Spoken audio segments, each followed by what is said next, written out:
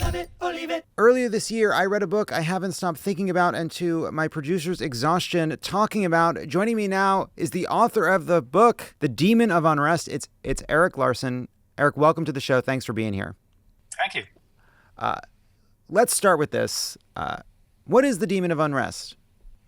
Well, so the reason I call it the Demon of Unrest, I'm taking that actually from a letter written by one of the minor protagonists in the book, and he's commenting on the demon of unrest being unleashed in America in this antebellum period leading up to the Civil War. Some of political discontent and discord, and I found that particularly striking because there really is a sort of an interesting resonance when you think of a demon, running amok in the landscape, stirring up trouble, and so that's why I borrowed that for the title. So when I picked up the book, I just assumed that you had seen the events of January 6th unfold and all the tension and plotting that went into it, and then started looking into Fort Sumter as a parallel. But actually, you had begun working on that book during the pandemic, long before January 6th. Is that right? Right. Well before, essentially a year before January 6th, just sort of exploring the nature of trying to answer for myself. I mean, how did the American Civil War start? It's a question that occurred to me back when my book tour for a previous book, The Splendid and the Vile, about Churchill, got cut in half by the pandemic, and I found myself with a lot of extra time on my hands. And back in that period, as now, unfortunately, there was a lot of political discord. People were, fringe people were muttering about a contemporary civil war, contemporary secession. I just found myself thinking, well, how did the Civil War start? So I started looking into it. What happened with January 6th, as I watched that unfold, was that it persuaded me in a very visceral way that this story that I've been working on for a year was not just a story from the distant past. It had a real contemporary resonance. Now, unfortunately, mentioning January 6th, who knew that this would be a real flashpoint in America today? But apparently, it is. I got a lovely note from a cordial reader who tore out my author's note and said January 6th, horseshit. Yeah, well, in reading the book, you write about someone named Edmund Ruffin who was a fire eater, a very pro-slavery, very anti-union. Can you talk about the role? Maybe this isn't the right term. I'm not drawing an exact parallel, but between the role of a form of right-wing propaganda about the North and about Lincoln, and the role that kind of writing played in exacerbating tensions and leading to the events of the book. Well, so here's the thing. Back in the antebellum period, much as there is today, we talk about echo chambers and people talking to themselves and ramping themselves up into believing things that aren't true. This was the case back in 1860, 61, in particular with regard to how the South viewed the advent of Abraham Lincoln. Of course, was elected November 6, 1860. Was not inaugurated until March of 1861. When he was elected, he made it very clear, and prior to his election, he made it very clear that he had no intention of abolishing slavery in states of the in states where it already existed, nor was he going to oppose the Fugitive Slave Act, which abolitionists in the North found really atrocious. So basically, his stance was very moderate in terms of slavery. The South would not believe it. They saw him as the Antichrist. That they came to believe that his one goal was to abolish slavery, which, of course, to Southern planters in particular, was an existentialist threat. So when you talk about propaganda, the South was convincing itself. The South was convincing itself that Abraham Lincoln had one goal in mind, and that is to abolish slavery. In the North, where abolitionism was on the rise, they saw the South and its protection of the institution of slavery as equally atrocious on their end. So you had this rift that grew ever wider in the course of those months between November 6th and March 4th of 1861, Inauguration Day. There was I was reading Grant's memoirs, Actually, I was reading them before I read your book, and I got to the part where he was describing in exquisite detail various troop movements, and I got bored, so I switched to your book. Okay, well now see, I And love it that you said that you were reading about troop movements, you got bored. I've actually had a lot of people come to me and say, I really didn't really want to read your book because I thought it would be boring. I wanted to wait for the good stuff, which of course is the troop movements and the battles. So thank you. yes, it's very interesting, but it's a lot of logistics. Grant goes into a lot of logistics in that book, but there's one part where he's talking about being in Missouri, and the Union forces have just taken Camp Jackson, which was a rebel military installation, and he's on the train, and there's a pro-Confederate guy in the train, and he's ranting and raving about the North, and he says, "Things have come to a pretty pass when a free people can't choose their own flag. Where I come from, a man dares to say a word in favor of the Union, we hang him from the limb of the first tree we come to." He thinks he's in a safe space. Grant goes up to him and basically says, "I had not seen a single rebel hung yet, nor heard of one. There were plenty of them who ought to be, however." And what Grant says is, that man was so crestfallen that I believe if I had ordered him to leave the car, he would have gone quietly out, saying to himself, "More Yankee oppression." And I cannot believe how modern that felt, how contemporary that felt. And I'm wondering if in your research for this book, you're doing all that, you're in all of these documents, these diaries, this source material, and then January 6th happens. And was there some part of you that said, you know what, maybe this isn't as shocking as I felt. Maybe this is exactly what flows from what I've been looking into. Well, yeah. I mean, when January 6th unfolded, I mean, I was watching it right here in my office on CNN. I watched for hours as this thing happened, and with just a growing sense of fury, anxiety, shock at what was going on, but also with a sense that I just been through all this, reading these historical documents. Some of these things that I had been reading could have been written today. For example, case in point is that in 1861, the two moments of gravest national concern before the actual start of the Civil War were, would the electoral count be certified? Doesn't that sound familiar? And would the inauguration come off with Lincoln surviving?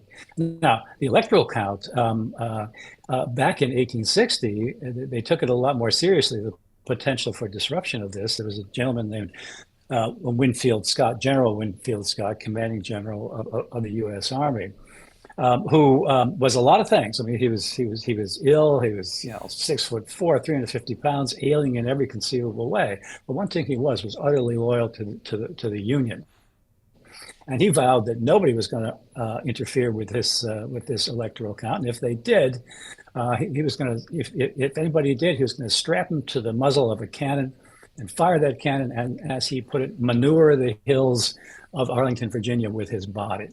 And he flooded Washington with cavalry, with cannon, with soldiers, and indeed the electoral count came off fine, although there was an attempt to disrupt it with people trying to get into the Capitol. But with that kind of force, it was obviously that there was not going to be any disruption of the count.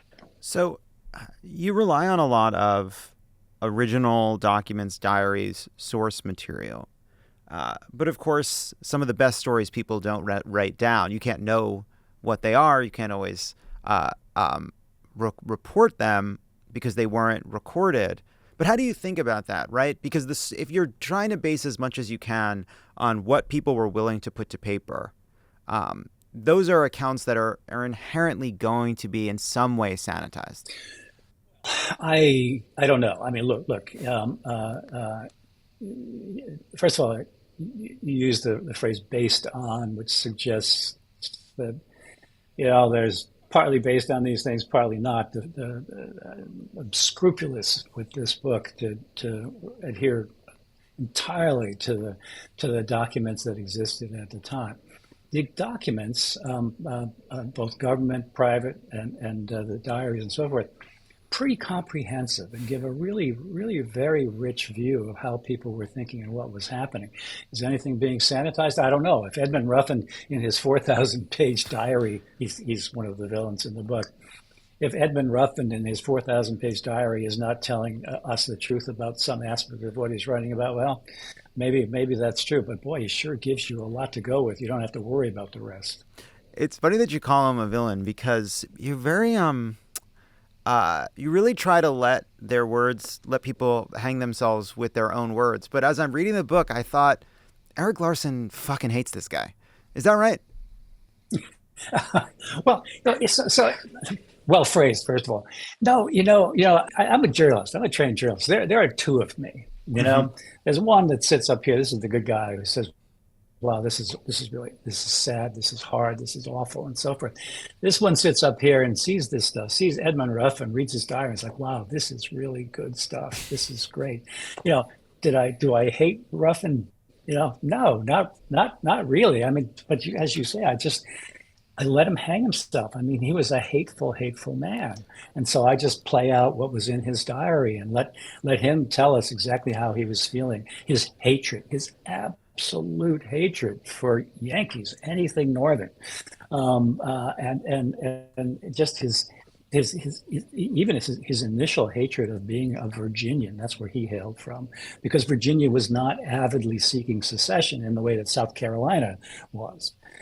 Even there, he was like continually complaining about Virginia, Virginia, Virginia. Like his diary, if you can stand it, is really well worth reading. It's an amazing document. Like I said, 4,000 pages, very candid pages. When you read that diary, you come away thinking, "Yep, Ruffin has bared his soul to me, and he's not dissembling about anything." You know the Similar, may I say, to another villain in the book. which one? Which one? James Henry Hammond from South Carolina, planter and senator, who also left a very detailed diary, sufficiently detailed that he reveals that he had a sexual dalliance with four of his nieces at one time. Yeah, Pretty candid. that's what I actually that was going to be literally my next question, because that's another villain in this book, and this is somebody abusing several children, and you tell the story from multiple perspectives. You get Edmund Ruffin's perspective, you get James Hammond's perspective, you get Robert Anderson's perspective. He's the Kentucky-born commander at Fort Sumter. And what I thought as I was reading the book is you're telling the stories through these various perspectives, and every person in their own mind is a hero of their journey. And yet, there is evil here. These are people participating in, contributing to being genuinely evil. And I wonder how you grapple with that in trying to tell this story, because the documents you have about James Hammond are by James Hammond, but he's committing atrocities inside of his house and telling himself a story about what that looks like. And so how do you strike the line between letting, as you say, being meticulous and scrupulous and using the words that these people put to paper, while also recognizing that, in history's lens, like these were monsters? Right, right. Well, in the case of Hammond, it's pretty clear that that dalliance with four nieces is inexcusable by any standard in any time.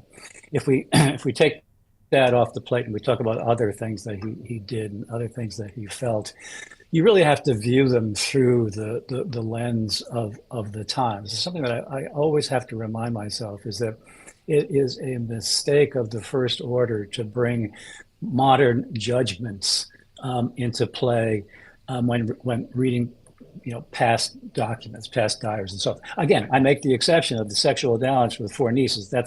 I don't care what era you're in. That's pretty vile.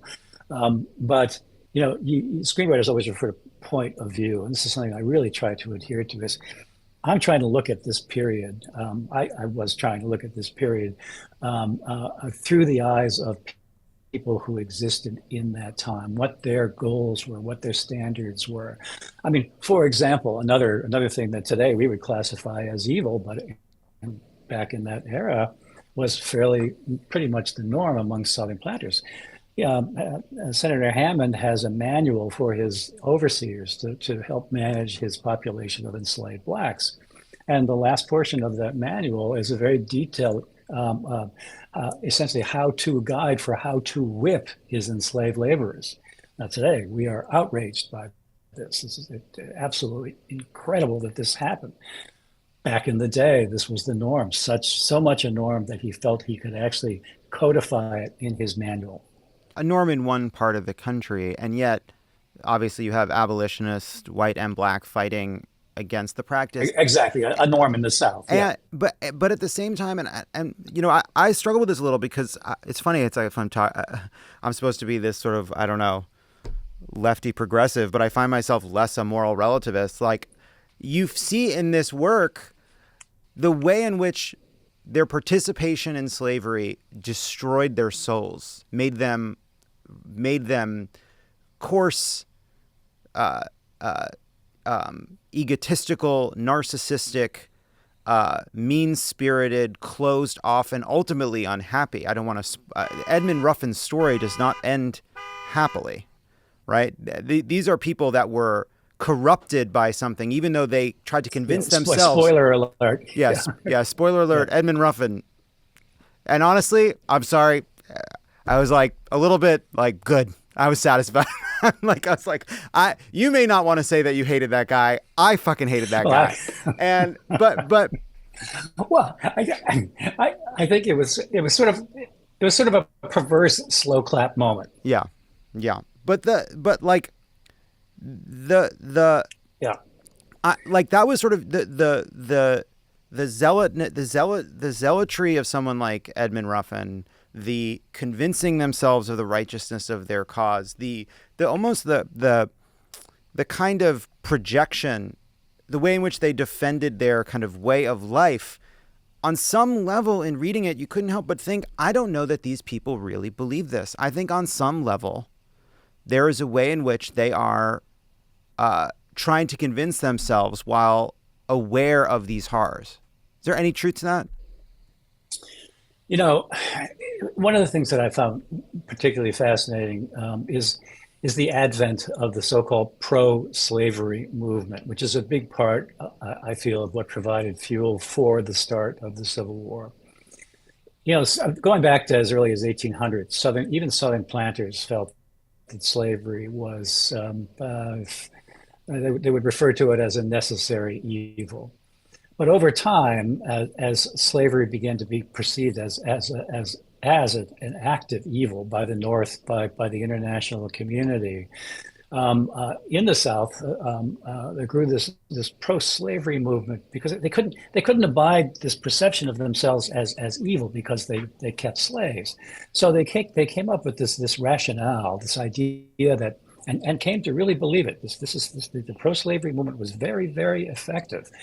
And having the South, it was not meant to persuade the North. It was meant to persuade Southerners that really what they were doing was what they were maintaining in terms of the institution of slavery was the best of all worlds for everybody concerned, including the enslaved blacks. That's the really interesting element of their argument. They felt that they were doing these people essentially a favor by giving them basically, 3 squares a day, insulating them from the labor market vicissitudes up in the North, protecting them through economic ups and downs. They really came to believe that.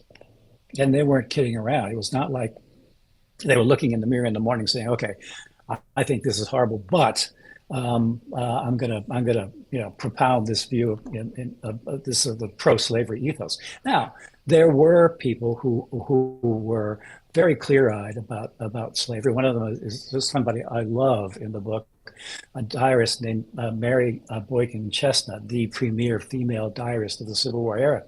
And she was very conflicted about slavery, and she was not shy about stating that conflict. And I found that very compelling. She's sort of the person who stood there in the murk between North and South. So one point you make throughout the book is this is a group of people motivated by their ideological sentiments, by their belief in this evil institution, by their loyalty to the Union, but few could have comprehended that what they were marching towards was the most deadly war in American history, and yet that is what they were marching towards. Right. Let's stop there for a second. because that to me is one of the also very, very fascinating elements of the saga, and something that actually I think has a lot of relevance today. You know, what amazes me is that with this tension, there was the prevailing belief, certainly in the South, was that there would be no civil war, and if there was, there would be so little bloodshed. You know, one guy vowed that he would drink. That first of all, there would be so little bloodshed that it would only fill as "quote unquote" a lady's thimble, and another guy vowed that he would eat all the corpses of this civil war because he believed that there would be none. So here is this very interesting situation where people have persuaded themselves that you know this conflict is not going to lead to a civil war. The civil war that ultimately killed, the current count is believed to be 750,000 people. What underscored for me vis-a-vis today, first of all, you know, my takeaway was that A, you know, when people say crazy things, take them seriously. When people today start talking about civil war, talking about violence and so forth, take them seriously because you know they probably mean it. The other thing that my takeaway from my research was that you know the inconceivable is always conceivable to someone. Case in point is Edmund Ruffin. He was one of the few in his diary, well, actually, sorry, in his really, really bad novel called Anticipations of the Future, he was one of the few who actually saw forward far enough and darkly enough to recognize what a conflict like this would actually do. He envisioned the complete incineration of New York City by Southern forces as part of this conflict, and that came. Not New York was never destroyed in the Civil War, but that volume, that degree of violence comes a lot closer to what ultimately happened than this self delusion that any civil war would only provide enough blood to fill a lady's thimble. As you look at this election, there's a lot of people listening to this that feel like they're seeing the kinds of, there are Edmund Ruffin's versions of Edmund Ruffin. I'm not making a direct comparison, but there are versions of Edmund Ruffin all around us. People who are saying the most extreme things, thirsty for blood, wanting the fight, vilifying their enemies. What lessons did you take from that of looking at how we kind of went into the Civil War that we could apply now, and how we fight back against that kind of tension? How we, I don't know, how you deal with a demon of unrest? Yeah. So my answer is, I mean, what you do is you try to have a a safe and you know unthreatened election, and that's the best that you can do. I mean, we're living in troubled times, and you know it's no secret to anybody. How this gets resolved, I'm not the person to ask. I wrote a book about the start of the American Civil War in 1861, you know, with certainly no anticipation that the events of January 6th would occur. So it's anybody's guess what's going to happen and how to deal with it. Well, you know, well, what help is that? We need you to write something about the future. Well, I wish I could. I wish I could for it. One of the things that is always tempting when you look at history or historical patterns is you know you maybe delude yourself into thinking that you can see, oh, this is not going to have a good end because we're moving in a direction that historically has not resulted in a very positive outcome. I think there's tremendous potential for violence in America. I know that the national intelligence, domestic intelligence entities, you know, Homeland Security and the FBI, I know that they are deeply concerned about this happening. And I come back to what I said before, is that, you know, when people start talking crazy, take them seriously. And maybe I'm alluding here to certain things that a certain individual has said about, you know, locking up Democrats and so forth. But, you know, take it seriously. Thank you so much for your time. Last question before we let you go. What's the silliest or most surprising or funniest thing you've ever seen in a piece of primary documentation that you've been looking into? Oh, I mean, in any book Yeah, any book. or this one? Any book. Boy, I'd have to say, so often I come across things that actually just make me laugh. And if they work in the actual primary narrative, they go in the primary narrative.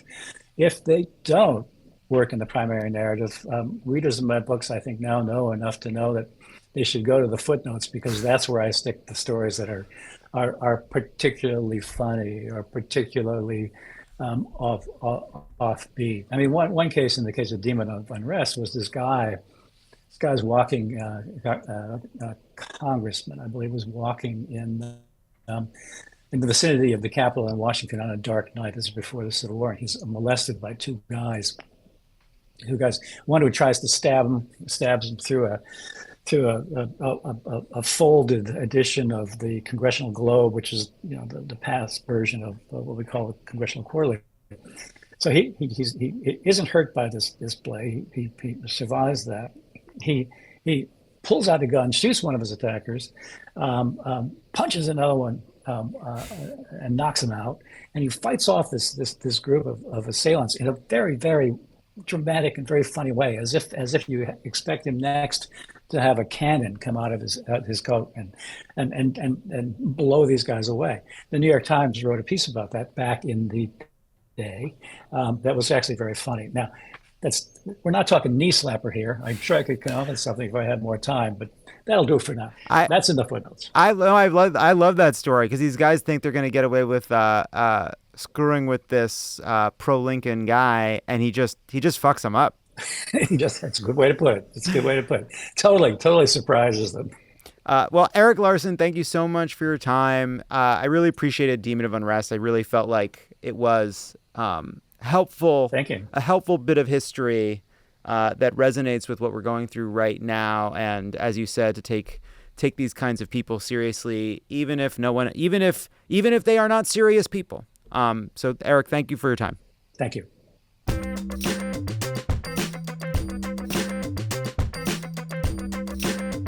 Love it or leave it.